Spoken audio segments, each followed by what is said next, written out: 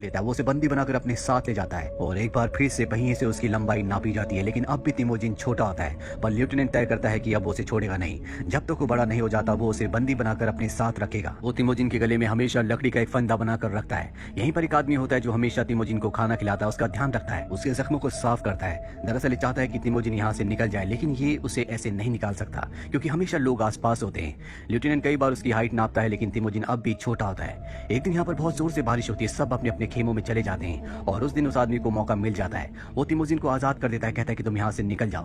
तिमोजिन वहां से भाग जाता है और अब भागते भागते वो उन पहाड़ियों तक पहुंच जाता है जहां पर उनके देवताओं के मंदिर है, जिसके बारे में उसके पिता ने कभी उसे बताया था। और तिमोजिन यहाँ पर रहना शुरू कर देता है और देखते देखते 14 साल बीत जाते हैं। तिमोजिन अब बड़ा हो चुका है, पर आज भी वो लेफ्टिनेंट के आदमियों से भाग रहा होता है। वो उसका पीछा कर रहे होते हैं और कई सालों के बाद वो तिमोजिन को पकड़ लेते हैं और एक बार फिर से उसी तरह से उसे बंदी बना दिया जाता है जिस तरह से बचपन में बनाया गया था। इसके बाद लेफ्टिनेंट उसके पास आता है और कहता है कि तुम मुझसे जिंदगी की भीख मांगो, लेकिन तिमोजिन कहता है भले ही मैं मर जाऊं लेकिन मैं तुमसे जिंदगी की भीख नहीं मांगूंगा। इससे लेफ्टिनेंट को गुस्सा आता है और कहता है कि अब मैं तुम्हें तड़पाऊंगा। इसके बाद वो उसके साथ अत्याचार करना शुरू कर देता है। एक रात को कबीले के सभी लोग जब जश्न मना रहे होते हैं तो लेफ्टिनेंट तिमोजिन के पास नशे की हालत में आता है। तिमोजिन इस बात का फायदा उठाकर उस पर हमला करके उसे मार देता है और इस जगह से भाग जाता है। यहाँ से भागने के बाद सबसे पहले वो उस लड़की के पास जाता है जिसे बचपन में उसने लॉकेट दिया था, जिससे उसकी शादी हो गई थी, जिसका नाम बोर्ते है। वो बोर्ते को लेकर अपनी मॉम और अपनी बहन के पास वापस आ जाता है, जहाँ पर वो अपने परिवार के साथ खुशी खुशी रहना शुरू कर देता है। पर एक दिन दूसरे कबीले वाले इनके ऊपर हमला करते हैं और यहाँ से बोर्ते को उठाकर ले जाते हैं। दरअसल इस कबीले का सरदार जब छोटा था तो तिमोजिन के पिता ने इनके कबीले के ऊपर हमला किया था और इस सरदार की मॉम को उठाकर ले गया था। तब इस बच्चे ने कसम खाई थी कि जब भी बड़ा हो जाएगा तब ये बदला लेगा और इसीलिए तिमोजिन की पत्नी को यानी कि बोर्ते को उठाकर ले गया है। अब वो किसी भी तरह से अपनी पत्नी को वापस पाना चाहता है, पर तिमोजिन के पास इतनी बड़ी सेना नहीं है, ना ही उसके पास इतनी शक्ति है कि वो सरदार के साथ उसके कबीले के साथ जंग लड़ सके।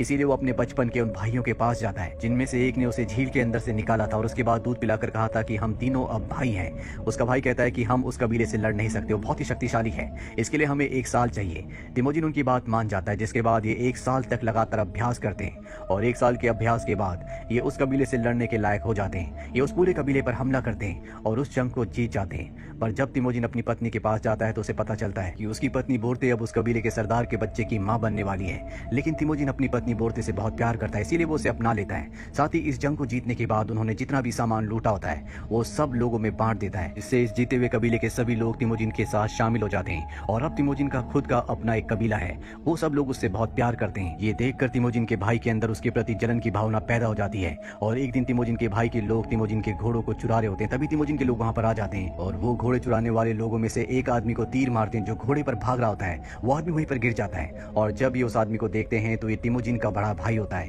यानी कि उन 2 भाइयों में से बड़ा भाई। और जब ये उसके छोटे भाई को पता चलता है कि तिमोजिन के लोगों ने उसके बड़े भाई को मारा है तो वो तिमोजिन से बदला लेने की ठान लेता है। वो आसपास के सभी कबीलों से हाथ मिला लेता है ताकि तिमोजिन के ऊपर हमला कर सके, उसे हरा सके।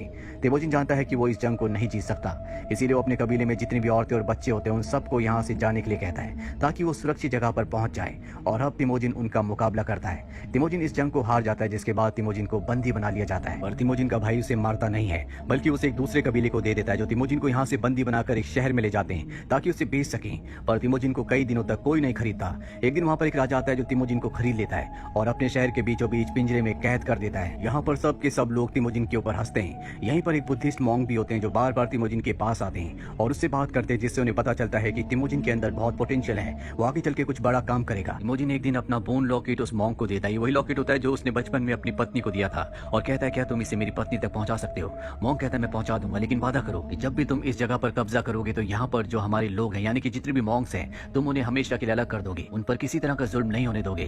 तिमोजिन उससे वादा करता है कि मैं ऐसा ही करूंगा और इसके बाद मॉन्क उसका लॉकेट लेकर उसकी पत्नी को ढूंढने के लिए निकल पड़ता है। कई दिनों महीनों तक चलने के बाद वो एक बिहड़ से गुजर रहा होता है और वहाँ पर उसकी मृत्यु हो जाती है। और तिमोजिन की किस्मत अच्छी होती है कि यहाँ पर उसकी पत्नी पहुंच जाती है जहाँ पर मॉन्क की बॉडी है और उसे तिमोजिन का लॉकेट मिल जाता है, जिससे वो समझ जाती है कि तिमोजिन अब भी जिंदा है। और वो तिमोजिन को ढूंढते ढूंढते उस शहर में पहुंच जाती है जहाँ पर उसे बंदी बनाकर रखा गया होता है। वहाँ पर एक सिपाही को पैसे देती है यानी कि रिश्वत, और तिमोजिन को वहाँ से निकाल कर अपने साथ ले आती है। तिमोजिन एक बार फिर से अपने बच्चों के साथ अपनी पत्नी के साथ वापस पहुंच चुका होता है जहाँ पर वो खुश होता है। एक दिन उसकी पत्नी कहती है कि जितने भी सरदार होते हैं सब वो एक जैसे होते हैं, लोगों के ऊपर जुल्म करते हैं। तिमोजिन को एहसास होता है कि उसे एक बड़ा राज्य बनाना चाहिए, इसीलिए अपने परिवार को छोड़कर निकल जाता है। वो सभी कबीलों से मिलता है और उनके साथ मिलकर एक बड़ी आर्मी बनाता है जिसमें वो तय करता है कि कभी कोई किसी औरत और बच्चे पर जुल्म नहीं करेगा, ना ही कोई अपने सरदार को धोखा देगा और हम मरते मरते दम तक लड़ेंगे। और सन 1196 में वो अपनी एक बड़ी आर्मी बना लेता है, लेकिन अब भी वो राजा नहीं बना होता क्योंकि उसके सामने एक और सेना होती है जो उसी के भाई की है। हालांकि तिमोजिन अपने भाई की आर्मी से अपने भाई से लड़ना नहीं चाहता,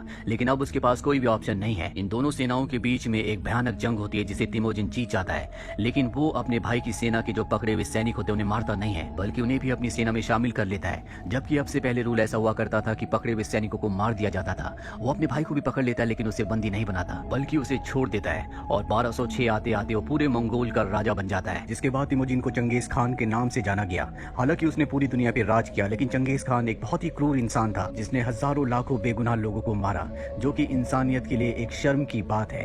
तो ये थी पूरी कहानी फिल्म मंगोल की। उम्मीद करते हैं कि ये कहानी आपको पसंद आई होगी।